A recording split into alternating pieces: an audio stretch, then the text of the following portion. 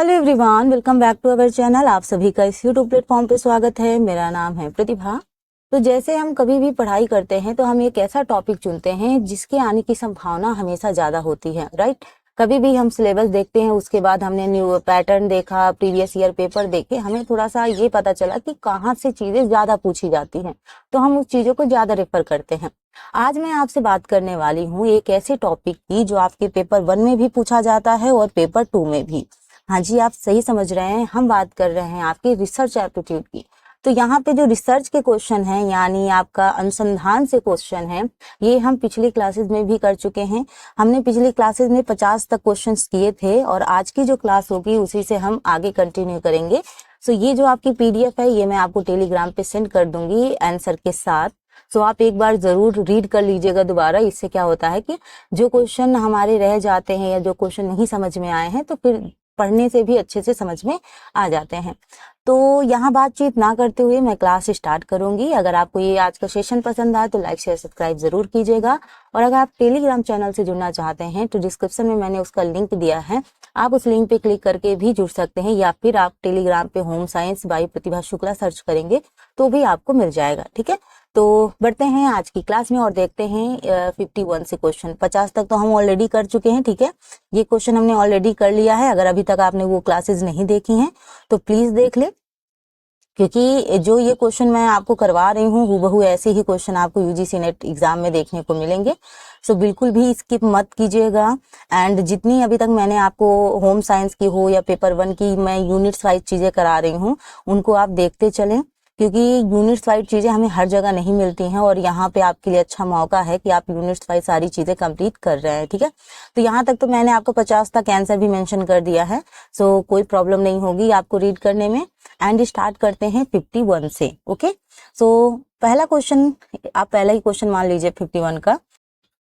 तो यहाँ पे देखिएगा क्वेश्चन पूछा गया है कि निम्नलिखित में से कौन से शब्द क्रियात्मक अनुसंधान को चिन्हित करते हैं। ऑप्शन ए है एक अनुपयुक्त अनुसंधान, बी है तत्काल समस्याओं के हल के लिए किया गया शोध यानी अनुसंधान, ठीक है, एक अनुदैर्ध्य अनुसंधान, या फिर सिमुलेटिव अनुसंधान। तो यहाँ पे ध्यान से क्वेश्चन पढ़ें, आपके पास प्रॉपर अभी समय है, आपके पास आराम से क्वेश्चन देखिए और आंसर करें।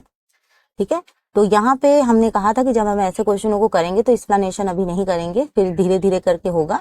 सो वैसे तो मैंने आपको टेंटेटिव डेट जो है एग्जाम की वो वैसे भी आपका जब भी फॉर्म आता है उसमें आ गया था, यानी 21 से आपका जो 30 जून दिया गया है आपका टेंटेटिव डेट, मतलब इस बीच में आपके एग्जाम होने वाले हैं।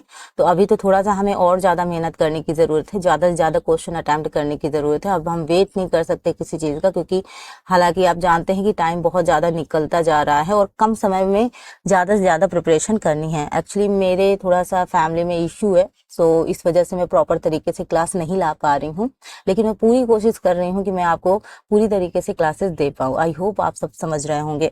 सो देखो यहाँ पे अगर हम राइट आंसर की बात करेंगे तो बताइएगा इसका जो राइट आंसर है वो क्या होगा। सो राइट आंसर होगा इसका बी, यानी तत्काल समस्याओं के हल के लिए किया गया सोच, यानी research done to solve immediate problem, यानी जो तुरंत की प्रॉब्लम होती है, ठीक है, उसकी बात करता है कौन, एक्शन रिसर्च। तो इनके जो कीवर्ड्स होते हैं ना, इनको जरूर याद रखा करिए। इमीडिएट प्रॉब्लम यानी तुरंत जो समस्या होती है उसको सॉल्व करने का जो काम होता है वो कौन करता है, एक्शन रिसर्च करता है, एक्शन। सो ये जो हल्के हल्के की पॉइंट्स है ना, इनके एक शॉर्ट नोट्स बना के आप मेंशन कर लीजिएगा। यही आपको कभी मिलान के थ्रू पूछ लिया जाता है अनुसंधान, तो वैसे उसमें आपको हेल्प मिलती है, राइट। चलिए बढ़ते हैं आगे क्वेश्चन की ओर और देखते हैं क्या पूछा गया है। प्राकृतिक अवलोकन विधि के संदर्भ में निम्नलिखित में से कौन सा कथन सही है। ठीक है, एक बार फिर आप क्वेश्चन देखेंगे, प्राकृतिक अवलोकन विधि के बारे में आपसे पूछा गया है। ठीक है, सो यहाँ पे देखिएगा ऑप्शन है आपका अव्यवस्था जैसा कि प्रकृति में होता है, बी है नियंत्रित प्रयोग जिससे व्यवहार संबंधित कारक तत्वों को उजागर किया जा सके, सी है विषयों का उनके प्राकृतिक वातावरण में निरीक्षण करने के लिए, और डी है विषयों का जीवन के विभिन्न चरणों में साक्षात्कार करने के लिए। तो यहाँ पे देखिएगा क्वेश्चन एक बार मैं फिर से आपको दिखा देती हूँ। नेचुरल ऑब्जर्वेशन मेथड की बात आपसे कर रहे हैं। ठीक है, कौन से मेथड की, नेचुरल ऑब्जर्वेशन मेथड, यानी प्राकृतिक विधि की बात हो रही है। ठीक है, यानी प्राकृतिक अवलोकन विधि की बात हो रही है। सो देखिएगा इसका जो राइट आंसर होगा वो क्या होगा। तो यहाँ अगर हम सही उत्तर की बात करेंगे सो राइट आंसर होगा आपका ऑप्शन सी, यानी विषयों का उनके प्राकृतिक वातावरण में निरीक्षण करने के लिए, यानी to observe the subjects in their natural environment. जो प्राकृतिक इन्वायरमेंट है, जो हमारा प्राकृतिक वातावरण है, उसकी बात कर रहा है। ठीक है, so option C is right. Next की बात करते हैं, क्वेश्चन नंबर 53। निम्नलिखित में से कौन सा व्याख्यात्मक अनुसंधान का एक रूप है जिसमें अनुसंधान कर्ता को आप कर लीजिएगा। ठीक है, कर्ता का कार्य एक सैद्धांतिक प्रतिरूप को विकसित करना है और फिर यह तय करना है कि व्यवहारिक रूप से आंकड़े इस प्रतिरूप में कैसे उपयुक्त रहते हैं। ठीक है, तो आपके ऑप्शंस क्या हैं? कारण प्रतिरूपण, ठीक है, भावी सूचक अनुसंधान, सी है वर्णनात्मक अनुसंधान और डी है खोजी अनुसंधान, एक्सप्लोरेटरी रिसर्च। तो देखिएगा क्वेश्चन क्या पूछा गया, मैं थोड़ा और छोटा कर देती हूँ ताकि क्वेश्चन अच्छे से दिखाई दे आपको। अब बताइएगा कि इसका राइट आंसर क्या होगा। यह कर्ता लिखा हुआ है, ठीक है, कर्ता फुल हो गया है। अब बताइए आंसर क्या होगा। तो यहाँ पे अगर हम राइट आंसर देखें तो राइट आंसर होगा ऑप्शन ए, यानी आपका कारण प्रतिरूपण। ठीक है, कारण प्रतिरूपण आपका क्या है, सही उत्तर होगा। ठीक, तो देखिएगा अगर आपने प्रीवियस ईयर पेपर सॉल्व किए हैं तो आपको बहुत अच्छे से मालूम होगा कि आपके ऐसे ही प्रश्न पूछे जाते हैं। ठीक, बच्चों के पारिवारिक पालन पोषण का उनकी चिंता और मुख्यतः, ठीक है, पर क्या प्रभाव रहता है, इसका आकलन करने के लिए निम्नलिखित में से कौन सी सबसे उपयुक्त शोध विधि है। ठीक है, तो यहाँ पे देखिएगा चिंता उन्मुखता है। ठीक है, यहाँ पे चिंता उन्मुखता, ठीक, तो चिंता उन्मुखता पर क्या प्रभाव पड़ता है ये आपसे पूछा गया है। इसका आकलन करने के लिए कौन सी उपयुक्त शोध विधि है। एक बार मैं फिर से क्वेश्चन रिपीट कर देती हूँ क्योंकि यहाँ पे थोड़ा सा आपका टाइपिंग एरर है। तो चिंता उन्मुखता लिखा हुआ था, ठीक, तो बच्चों के पारिवारिक पालन पोषण का उनकी चिंता उन्मुखता यानी एंजाइटी प्रोमिनेंस पर क्या प्रभाव रहता है और इसका आकलन करने के लिए कौन सी उपयुक्त शोध विधि है, ये आपसे पूछा गया है। सो यहाँ पे ऑप्शंस हैं आपके वृष्टि अध्ययन पद्धति, बी है प्रायोगिक पद्धति, सी है सर्वेक्षण पद्धति और डी है कार्यांतर पद्धति। तो एक्स पोस्ट फैक्टो मेथड। देखिएगा, बताइएगा आंसर क्या होगा। यहाँ पे राइट आंसर की बात करेंगे तो राइट आंसर है आपका कार्योत्तर पद्धति यानी x post facto method. Okay, तो यहाँ पे देखिएगा क्वेश्चन है कि अनुसंधान में वैज्ञानिक पद्धति का मुख्य उद्देश्य कौन सा है। मतलब वैज्ञानिक पद्धति का मुख्य उद्देश्य पूछा गया है। तथ्यों की संख्या में सुधार करना, बी है अप्रामाणिक संबंधों को समाप्त करना, सी है त्रिभुजीकरण प्रमाणित करना और डी है नए चर का सूत्रपात करना। क्वेश्चन ध्यान से पढ़ें और बताएं इसका राइट आंसर क्या होगा। तो सही उत्तर की अगर हम बात करते हैं तो है ऑप्शन बी, यानी आपका अप्रामाणिक संबंधों को क्या करना, समाप्त करना, ये आपका राइट आंसर होगा। नेक्स्ट क्वेश्चन की ओर बढ़ते हैं और पूछा गया है आपसे कि घटना जन्य अनुसंधान शब्द किस प्रक्रिया के साथ जुड़ा हुआ है। घटना जन्य अनुसंधान शब्द किस प्रक्रिया के साथ जुड़ा हुआ है। ऑप्शंस हैं आपके गुणात्मक अनुसंधान से, बी है भिन्नता के विश्लेषण से, सी है सह संबंध अध्ययन से और डी है संभाव्य न्यायादर्शों के चयन से। तो देखिएगा और बताइएगा आंसर क्या होगा। ठीक है, तो यहाँ पे राइट आंसर अगर हम बात करें तो ये देखो, ये जो क्वेश्चन है ना, ये दिसंबर 2010 में पूछा गया था। ठीक है, तो इसका राइट आंसर है आपका गुणात्मक अनुसंधान से यानी क्वालिटेटिव रिसर्च से। ठीक, चलिए, कौन सा अनुसंधान दृष्टिकोण कारकों के मध्य में संबंध स्थापित करने के लिए सबसे उपयुक्त है। कारण तुलनात्मक, बी है प्रायोगिक, सी है सह संबंधात्मक और डी है वर्णनात्मक। तो चारों ऑप्शन आप सभी के सामने हैं। क्वेश्चन देखें और बताएं आंसर क्या होगा। कौन सा अनुसंधान दृष्टिकोण कारकों के मध्य में संबंध स्थापित करने के लिए उपयुक्त है।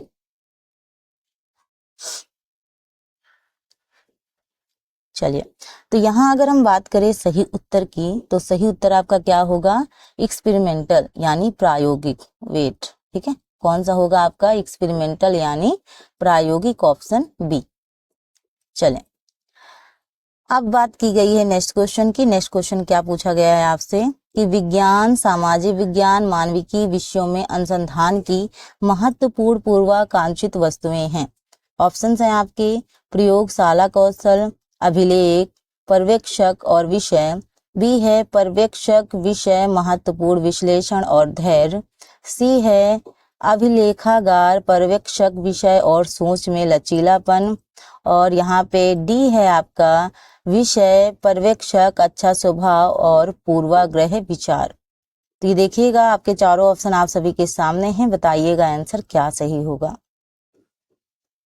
ठीक है, तो यहाँ अगर हम राइट आंसर की बात करते हैं, सो राइट आंसर आपका क्या होने वाला है, पर्यवेक्षक, विषय, महत्वपूर्ण विश्लेषण और क्या है, धैर्य। ये आपका क्या होगा, सही उत्तर होगा। ठीक, नेक्स्ट है 59 क्वेश्चन आपके सामने कि निम्नलिखित में से किस अनुसंधान में पुस्तक और अभिलेख तथ्यों के प्राथमिक स्रोत हैं। ऐतिहासिक अनुसंधान, बी है भागीदारी अनुसंधान, सी है नैदानिक अनुसंधान और डी है प्रयोगशाला अनुसंधान। ठीक है, देखिएगा क्वेश्चन आपसे पूछा गया है और बताइएगा इसका राइट आंसर क्या होगा कि किस अनुसंधान में पुस्तक और अभिलेख तथ्यों के प्राथमिक स्रोत हैं, यानी books and records are the primary source of facts. तो यहाँ बात करें इस क्वेश्चन के आंसर की, सो आपका होगा हिस्टोरिकल रिसर्च, यानी ऐतिहासिक अनुसंधान, जहाँ पुस्तक हैं, अभिलेख हैं, तथ्य वगैरह। तो ये आपका क्या होगा, हिस्टोरिकल रिसर्च होगा, यानी ऐतिहासिक अनुसंधान होगा। ठीक, तो ये सब चीजें इंपॉर्टेंट है। नेक्स्ट क्वेश्चन पूछा गया आपसे कि अनुसंधान का वह प्रकार है जो कि उपकल्पना और सिद्धांतों का, ठीक है, इसलिए परीक्षण करता है ताकि यह समझाया जा सके कि घटना क्यों और कैसे घटती है। क्यों और कैसे का आंसर, ठीक है, ध्यान से देखिएगा क्वेश्चन।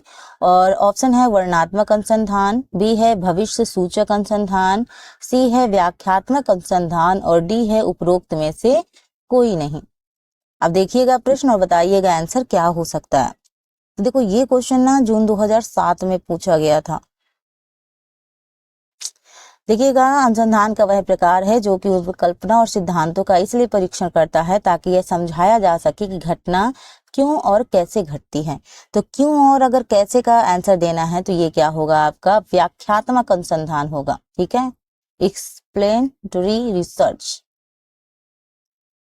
ठीक है, व्याख्यात्मक अनुसंधान। चलिए नेक्स्ट क्वेश्चन 61, मौलिक अनुसंधान कौन सी क्षमता को दर्शाता है। मौलिक अनुसंधान कौन सी क्षमता को दर्शाता है। ऑप्शंस हैं नए विचारों का विश्लेषण करना, नए सिद्धांतों की व्याख्या करना, सी है अनुसंधान के विषय में मौजूदा सामग्री का मूल्यांकन करना और डी है विभिन्न विषयों के बारे में मौजूद साहित्य का अध्ययन करना। तो प्रश्न ध्यान से देखें और बताएं आंसर क्या होगा।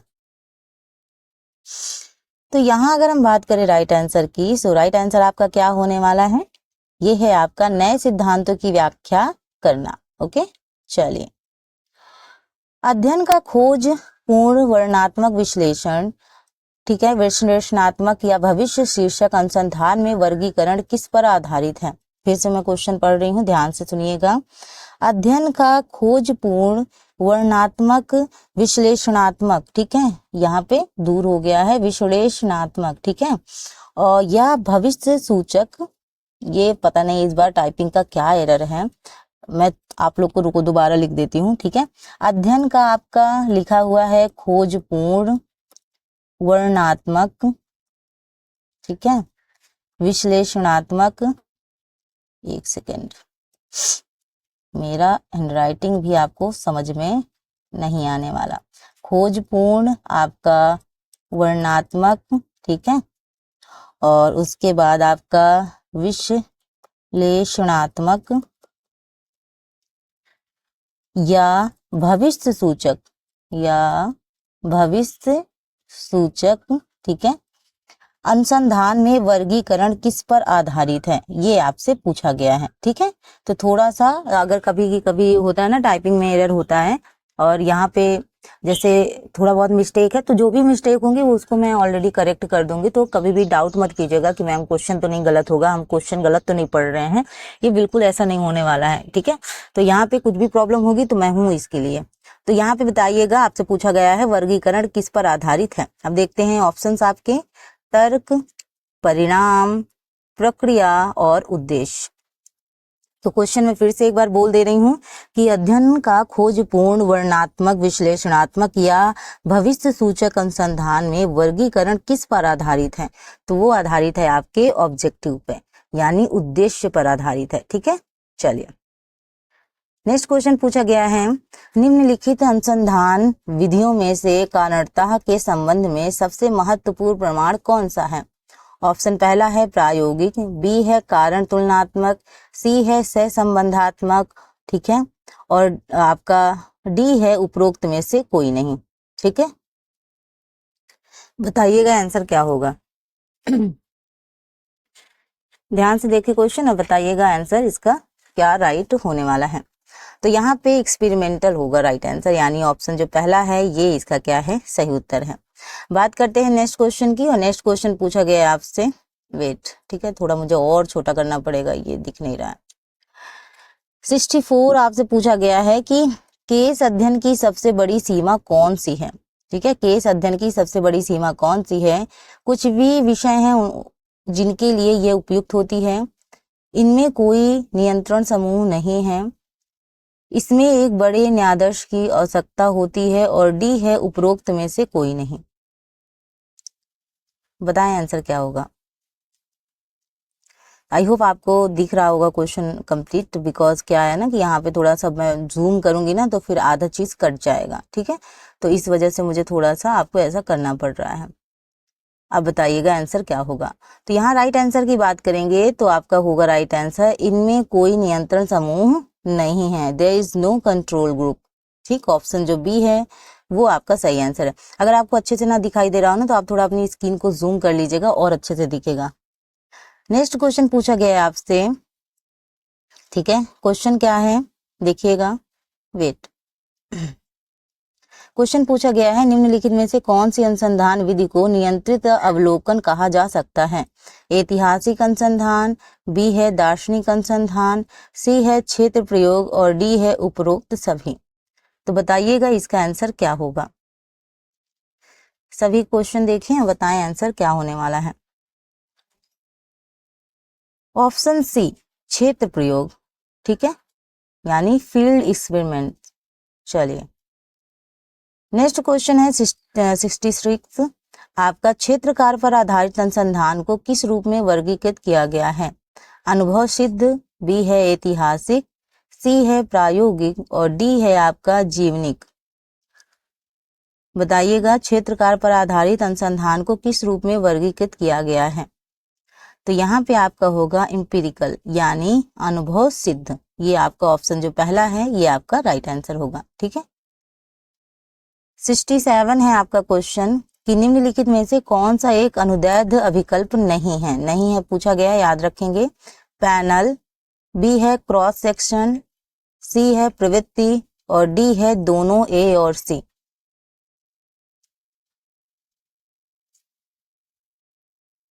बताइएगा आंसर क्या होगा। तो यहाँ राइट आंसर की बात करें तो क्रॉस सेक्शनल, ये आपका ऑप्शन जो बी है ये आपका क्या होगा, राइट आंसर होगा। नेक्स्ट क्वेश्चन की बात करें कि जब एक शोधकर्ता, ठीक है, आश्रित चरों के साथ शुरुआत करता है और फिर पीछे की ओर कदम बढ़ाता है तो उसे क्या कहा जाता है। भावी सूचक अनुसंधान, पूर्व व्यापी अनुसंधान, खोजपूर्ण अनुसंधान, या फिर डी है वर्णनात्मक अनुसंधान। देखिएगा और बताइएगा आंसर क्या होगा। तो इसके सही उत्तर की अगर हम बात करें तो यहाँ पे जो राइट आंसर है वो है आपका पूर्व व्यापी अनुसंधान। ऑप्शन जो बी है वो आपका करेक्ट आंसर है। बढ़ते हैं नेक्स्ट क्वेश्चन की ओर। जांचकर्ताओं के द्वारा प्रभाव का पता लगाने के प्रयास को क्या कहा जाता है। सर्वेक्षण अनुसंधान, पूर्व व्यापी कार्यांतर अनुसंधान, सी है ऐतिहासिक अनुसंधान, और डी है योगात्मक अनुसंधान। बताइएगा राइट आंसर क्या होगा। सो राइट आंसर इज ऑप्शन आपका बी। ठीक है, ऑप्शन जो बी है पूर्व व्यापी कार्यांतर अनुसंधान, ये आपका क्या होगा, राइट आंसर होने वाला है। ठीक है, चलिए, यानी एक्स पोस्ट फैक्टो रिसर्च। चलिए बढ़ते हैं नेक्स्ट क्वेश्चन की ओर। नेक्स्ट क्वेश्चन है योगात्मक विधि का सार है। ऑप्शन है सह संबंध गुणांक के संबंध में कार्ल पियर्सन का सही गणन करना।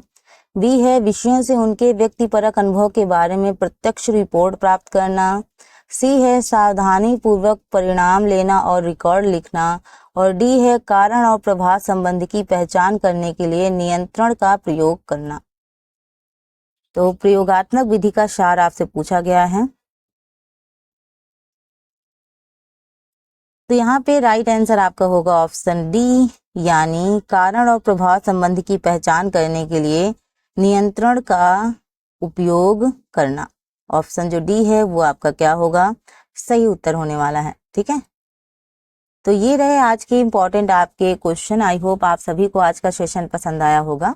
हम पूरी तरह से उम्मीद करते हैं कि हम जो क्वेश्चन लेके आ रहे हैं वही क्वेश्चन आपको एग्जाम में देखने को मिले, क्योंकि ऐसे ही क्वेश्चन आपके एग्जाम में पूछे जाते हैं। तो बहुत ज्यादा घबराने की जरूरत नहीं है, आप बस कंटिन्यूअस इन क्वेश्चनों की प्रैक्टिस करते जाइए, ऑटोमेटिक आपको चीजें समझ में आने लगेंगी। की पॉइंट्स पे थोड़ा सा फोकस कीजिएगा। रिसर्च में अगर आपने की पॉइंट्स थोड़ा नोट डाउन किए तो इससे ये होगा ना कि आपके क्वेश्चन सही होने के चांसेस बढ़ जाएंगे।